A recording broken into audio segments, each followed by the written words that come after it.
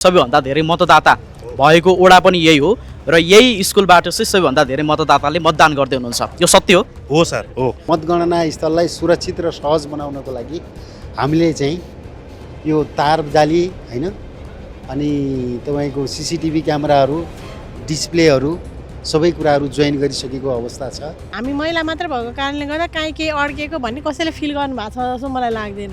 हामी एकदमै सक्षम छौँ। हामी भोलि एकदम शान्तिपूर्ण रूपमा निर्वाचन गराउनको लागि उत्साहित छौँ। तयारी कम्प्लिट पुरा भइसक्यो। हजुरहरू हेर्नु देख्नुहुन्छ यहाँ सबै तयारी भइसक्यो। ब्यालेट बक्सहरू पनि हामीले अहिले चाहिँ नमुनाको लागि राखिसकेका छौँ। प्रहरीको टोली 17 जनाको र निर्वाचन प्रहरीको 38 जनाको कुल 55 जना सुरक्षा कर्मीहरूको यो इन्टरनल भित्र प्रवेश हुन्छ। हामी चाहिँ मतगणनालाई जति सक्दो चाँडो सम्पन्न गर्ने अवस्थामा छौँ।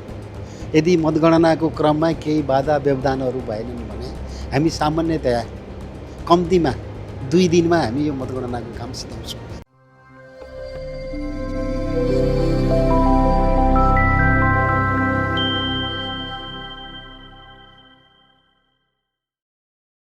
दर्शक महानुभावहरू, मतदानको अघिल्लो दिनमा छौँ। भोलि फागुन 21 गते देशव्यापी रूपमा निर्वाचन हुँदैछ र मतदान स्थलहरू हामी अवलोकन गरिरहेका छौँ र नमुना मतदान स्थल भरतपुर महानगरपालिका वडा नम्बर 10 मा रहेको नमुना मतदान स्थल जहाँ सबै महिला खटिरहनु भएको छ। यो पहिलाको निर्वाचनमा पनि नमुना मतदान स्थलको रूपमा चाहिँ चिनिएको मतदान स्थल यो भरतपुर माध्यमिक विद्यालय र अहिले पनि यो नमुना मतदान स्थलको रूपमा चिनिएको छ। म्यामहरूलाई देखिरहेको छु। स्वागत छ है म्याम, नमस्कार। नमस्कार, धन्यवाद। ठिक छ हजुर। कस्तो छ माहौल? अब चुनावमा खटिरहनु भएको छ, बुथ तयार भइसकेको छ, थोरै जानकारी गराइदिनुहोस् न। हस्, नमस्कार, धन्यवाद। हाम्रो चाहिँ यो भरतपुर महावि केन्द्र हो र यहाँ चाहिँ महिलाहरूको मात्रै टिम छ। हाम्रो चाहिँ कर्मचारीदेखि लिएर सुरक्षाकर्मीसम्म सबै महिला टिम हुनुहुन्छ र यहाँको चाहिँ हाम्रो मतदान केन्द्र निर्माण कार्य कम्प्लिट भइसकेको छ। कतिवटा मतदान केन्द्र छ? 4वटा मतदान केन्द्र। हजुर। लगभग कति हुनुहुन्छ मतदाता यहाँ?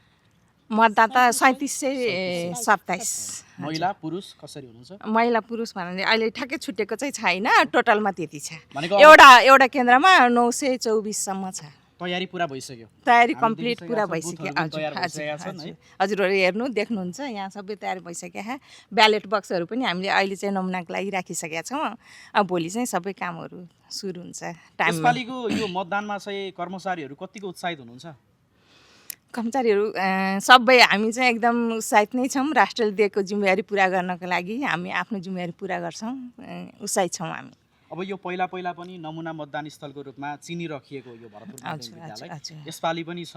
म्यामलाई कस्तो लागिरहेछ यसरी महिला दिदीबहिनीहरूसँग खटिएर सँगै काम गर्न पाउँदाखेरि, निर्वाचनमा उम्मिदरहँदाखेरि चाहिँ कस्तो महसुस? होइन, अब यो त अब निर्वाचन एउटा नियमित प्रक्रिया हो हैन। अब हामी कर्मचारी राज्यले जे जिम्मेवारी दिन्छ हामी त्यो जिम्मेवारी वहन गर्न चाहिँ तयार छौँ। त्यसको सिलसिलामा अब यो हुन त आम निर्वाचन अलि 1 वर्ष ढिलो हुन्थ्यो हैन, 84 मा हुनुपर्ने अब अहिले 82 मै भएको छ। तैपनि अब राज्यले जुन जिम्मेवारी दिएको छ त्यहाँ माथि पनि अब महिला कर्मचारीहरू मात्रै राखेर एउटा नमुनाको रूपमा चाहिँ मतदान गराउने भन्ने राज्यको अहिलेको एउटा सोच अनुसार हामीलाई जिम्मेवारी दिएको छ। हामी खटिएका सबै कर्मचारीको टिम चाहिँ हामी एकदम यो जिम्मेवारी वहन गर्न तयार छौँ।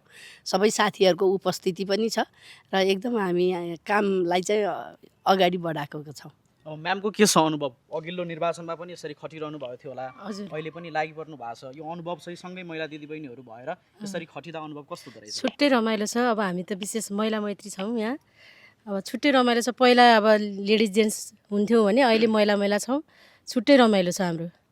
अब सुरक्षाको हिसाबले चाहिँ कतिको चुनौती छ देख्नु भएको छ? त्यो सबै छ, त्यो सुरक्षा। हजुर, सबै पुगेको छ। हजुर, सन्तोष छौँ हामी। अब आम मतदाताहरू कतिको उत्साहित हुनुहुन्छ होला? अब त्यो भोलि नै थाहा होला कि आजकल देखिरहनु भएको छ? भोलि नै थाहा हुन्छ सर। त्यस खुसी छौँ हामी एकदम आफ्नो काम जिम्मेवारी पुरा गर्न उत्साहित पनि छौँ।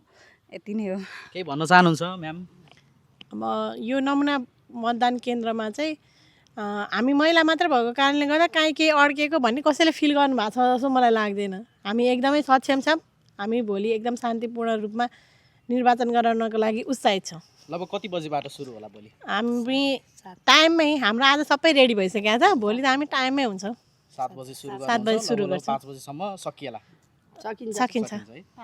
विगतको अनुभवमा पनि हामीले 5 बजे त लगभग 4 बजे नै सिद्धिसकेका हुन्छ। 5 बजेसम्म चाहिँ हामी नआए पनि बसेर 5 बजेपछि चाहिँ हामी मतपेटिका बन्द गर्छौँ।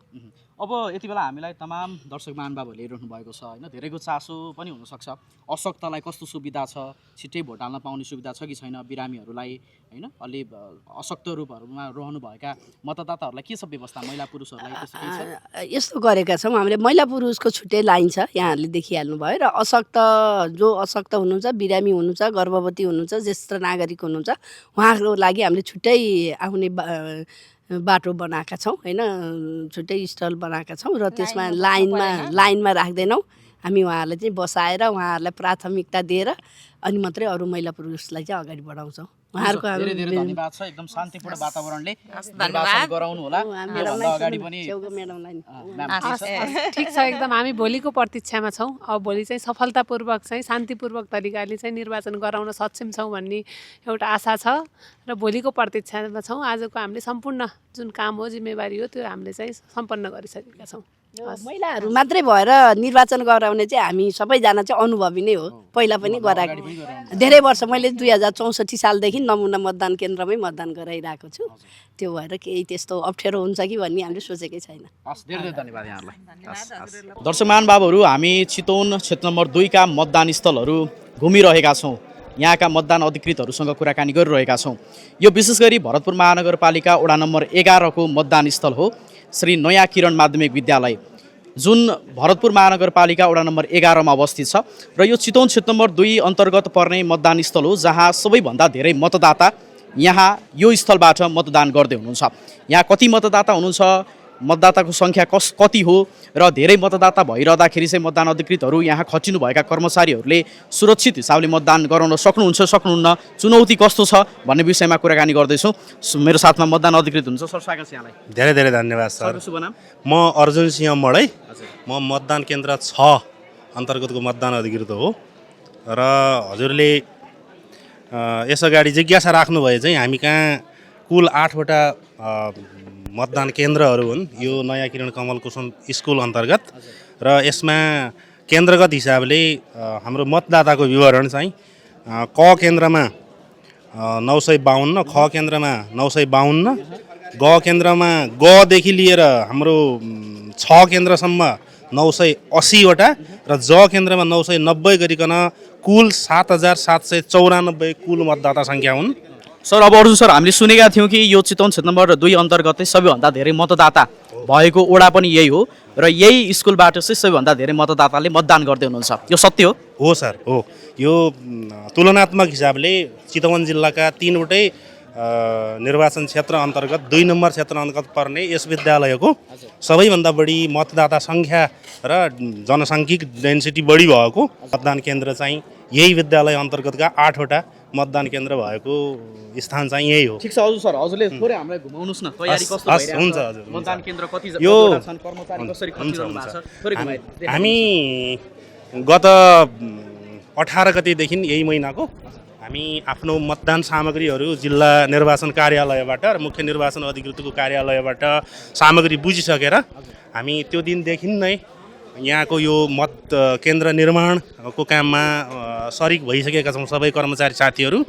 र कर्मचारी हामी प्रत्येक 8 केन्द्रमा 6 जना मुख्य निर्वाचन अधिकृतको कार्यालयबाटै खटिएका कुल 48 जना हुने भयौँ र जनपद प्रहरीको टोली 17 जनाको र निर्वाचन प्रहरीको 38 जनाको कुल 55 जना सुरक्षा कर्मीहरूको यो इन्टरनल भित्र प्रवेश हुन्छ र त्यस पछाडि बाँकी त हजुरहरूको सुरक्षा व्यवस्थापनसँग सम्बन्धित हाम्रो नेपाली सेना र सशस्त्र प्रहरीको यो आन्तरिक व्यवस्थापन त हजुरहरूलाई जानकारी भएकै विषय हो। सबैभन्दा धेरै मतदाता भइरहँदाखेरि समयमा निर्वाचन गराउन नसक्नुपर्ने चुनौती होइन, मतदान गरिरहँदाखेरि अनेकौँ किसिमका विवादहरू योभन्दा अगाडि पनि यो मतदान स्थलमा चाहिँ हामीले देखिरहेका हौँ। यसपालि के छ, पूर्व तयारी कसरी गरिरहनु भएको छ? आम मतदातालाई चाहिँ एकदम शान्तिपूर्ण ढङ्गबाट मतदान गर्नको लागि कर्मचारीहरू कसरी खटिरहनु भएको छ? हजुरको जिज्ञासाका लागि धेरै धेरै धन्यवाद। हामीले यही विषयलाई विवाद मुक्त बनाउनुको निमित्त हिजो मात्रै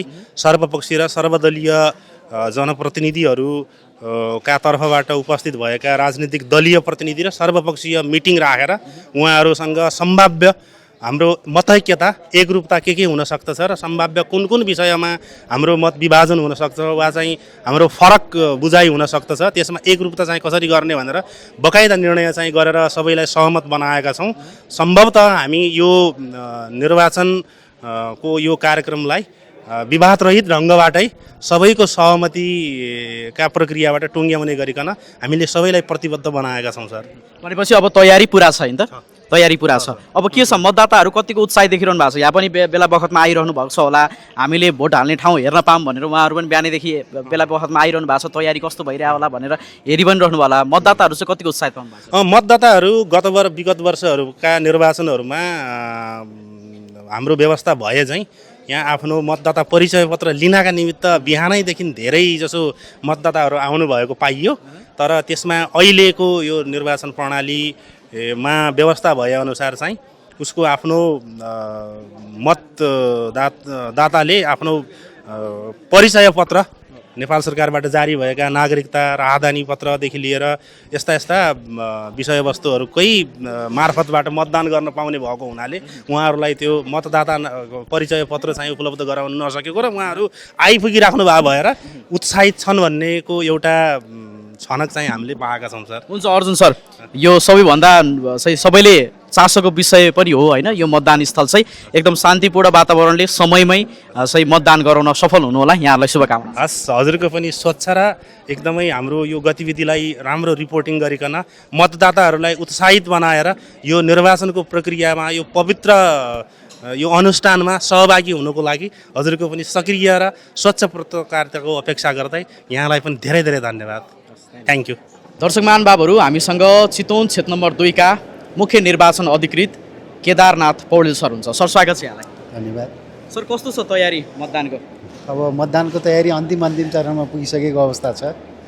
यो चितवनको क्षेत्र नम्बर 2 अन्तर्गतका सम्पूर्ण मतदान केन्द्रहरूमा मतदान अधिकृत लगायत सहयोगी कर्मचारीहरू अनि सुरक्षाकर्मीहरूको टिम पुगिसकेको छ। उहाँहरूले मतदान स्थल निर्माण गरिसक्नु भएको अवस्था छ। सर्वदलीय बैठकहरू भइसकेका छन्। मतदान कार्य चाहिँ भोलि बिहान 7 बजेदेखि बेलुका 5 बजेसम्म हो। उहाँहरूको चाहिँ मतदानको लागि चाहिँ पूर्व तयारीहरू सम्पन्न भइसकेको अवस्था छ। हामी चाहिँ यति बेला चितवन क्षेत्र नम्बर 2 को समग्र मतगणना स्थलमा छौँ, चितवन उद्योग सङ्घ। कस्तो छ तयारी? अब साथीहरू हेर्नु होला, हामीले यो तारबारी जाली लगाइरहेका छौँ। यो ठाउँमा चाहिँ हामीले 10 वटा सीसी क्यामेरा जोडेका छौँ र मतदान सम्पन्न भइसकेपछि मतपेटिका बुझ्ने काउन्टरहरू बनाइसकेका छौँ। स्टोरिङ मतपेटिकाहरू राख्ने ठाउँहरू पनि यकिन गरिसकेका छौँ र मतगणना स्थल पनि बनाइसकेका छौँ। र मतगणना स्थललाई सुरक्षित र सहज बनाउनको लागि हामीले चाहिँ यो तार जाली होइन अनि तपाईँको CCTV क्यामेराहरू, डिस्प्लेहरू सबै कुराहरू जोइन गरिसकेको अवस्था छ। अनि यो प्रवेश अनुमति पत्रलाई पनि व्यवस्थित गरिसकेका छौँ हामीहरूले। त्यस कारणले अब यो चाहिँ मतगणना को स्थलको तयारी चाहिँ लगभग पुरा भइसकेको अवस्था छ। सर भोलिबाटै होला मतगणना? सकिने बित्तिकै अब मतपेटिकाहरू कति बेला आइपुग्छ? अब यहाँ इच्छा कामना होइन, माथि सिद्धि भाराङतिरको चाहिँ अलि टाढा दुर्गम पहाड ठाउँहरू छ। अब त्यो ठाउँको चाहिँ मतपेटिकाहरू आउन अलि टाइम लाग्छ। जहाँसम्म लाग्छ उहाँहरू 5 बजे गर्नुभयो भने राति 12 बजेसम्म हाम्रो चाहिँ यहाँको सम्पूर्ण मतपेटिकाहरू आइसक्छ कि भन्ने अनुमान गरेका छौँ हामीले। अब यो सर्वाधिक चासोको क्षेत्र पनि हो कि चितवन क्षेत्र नम्बर 2? योभन्दा अगाडि पनि धेरै चासो हुने क्षेत्र हो, अहिले पनि चासो भइरहेछ र आम मतदातालाई चाहिँ एउटा कौतूहलता छ कि मतदान सकिसकेपछि मतगणना भइरहँदाखेरि चाहिँ कति समयमा अन्तिम नतिजा आउँछ, तयारी कस्तो छ सर? हामी चाहिँ मतगणनालाई जति सक्दो चाँडो सम्पन्न गर्ने अवस्थामा छौँ। यदि मतगणनाको क्रममा केही बाधा व्यवधानहरू भएनन् भने हामी सामान्यतया कम्तीमा 2 दिनमा हामी यो मतगणनाको काम सिध्याउँछौँ। 2 दिन 2 रात भनौँ न। अब अन्तिममा हामीलाई हेरेर बसिरहनुभएका आम चितवन क्षेत्र नम्बर 2 का मतदाताहरूलाई सरको अनुरोध अपिल के छ? म मुख्य निर्वाचन अधिकृत तथा यो क्षेत्र नम्बर 2 को चाहिँ निर्वाचन अधिकृतको हैसियतले के भन्न चाहन्छु भने तपाईँ मतदाताहरू मतदान गर्नको कार्यमा जानको लागि सुरक्षित हुनुहुन्छ। तपाईँहरूको लागि चाहिँ केही बाधा व्यवधानहरू, सुरक्षाको कमी छैन। सुरक्षित तपाईँहरूले आफ्नो चाहिँ मत स्वतन्त्र रूपले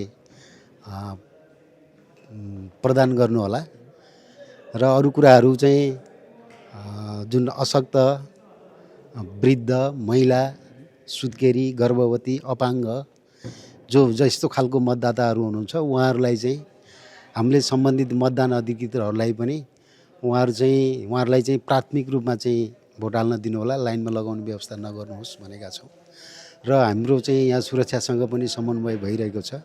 यस्ता मतदाताहरूलाई चाहिँ तपाईँको सवारी पासको चाहिँ जरुरत नपर्ने व्यवस्था पनि गरेका छौँ।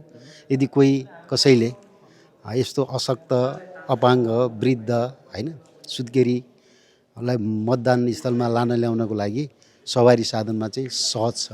हामीले चाहिँ कडाइ गरेका छैनौँ, कडाइ गर्दैनौँ।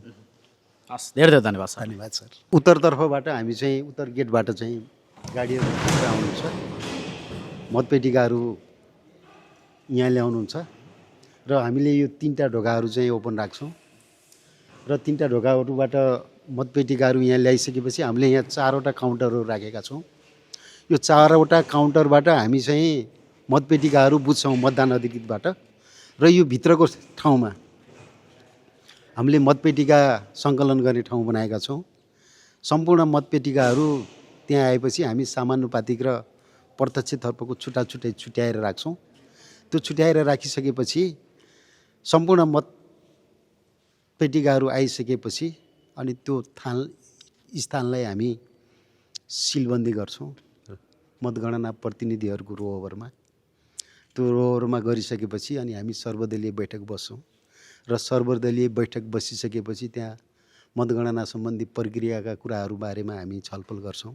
निर्देशिकामा उल्लेख भएका कुराहरू, निर्वाचन आयोगबाट जारी भएका परिपत्रहरू, आदेशहरू होइन, त्यसलाई हामी चाहिँ सबैलाई जानकारी गराउँछौँ र त्यसैको आधारमा सर्वदलीय बैठक सम्पन्न भइसकेपछि हामी चाहिँ मतगणनाको कार्य सुरु गर्छौँ। मतगणना कार्यको लागि हामीले कर्मचारीहरू चाहिँ व्यवस्थापन गरिसकेका छौँ। जति सक्दो चितवन क्षेत्र नम्बर 2 को मतगणना प्रक्रियालाई हामी चाहिँ जति सक्दो चाँडो सम्पन्न गर्ने पक्षमा छौँ।